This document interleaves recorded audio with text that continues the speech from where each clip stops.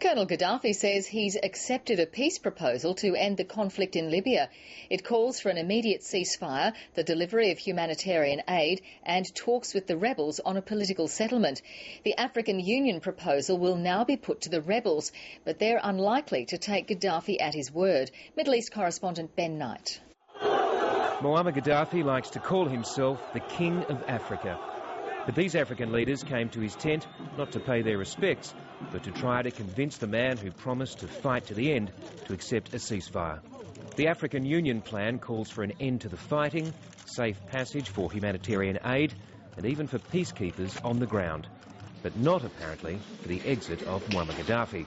It is up to the Libyan people to choose democratically their leaders. It is not up to any outside force.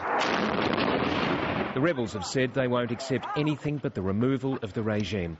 And Colonel Gaddafi has declared ceasefires before that have quickly been broken. But the rebels' options are running out. On Sunday, they recaptured the city of Ajdabiya with the help of NATO airstrikes. But on the ground, the battle is still largely going against them. Moamar Gaddafi's hanging on. He clearly doesn't want to follow the example of Egypt's former president, Hosni Mubarak, who's made his first public statement since his overthrow, denying reports of massive personal wealth and promising to cooperate with prosecutors.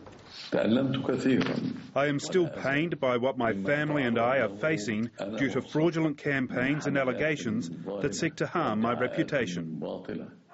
The country he once ruled is still simmering. Protesters in Cairo's Tahrir Square are demanding that the ruling military council move faster to bring in democracy in Egypt. There were more anti-government protests too in Yemen. This mosque in the capital became a field hospital on the weekend. At least 27 people have been killed in clashes this week. But in the most volatile of all Middle Eastern countries, there's hope for calm. Israel has been hit with a barrage of rockets and mortars from the Gaza Strip in recent days, and its air force has responded with deadly airstrikes. There has been a serious escalation in violence here, especially since a bomb blew up at this bus stop 2 weeks ago. But now, both Israel and Hamas appear to be ready to accept a ceasefire themselves. Ben Knight, ABC News, Jerusalem.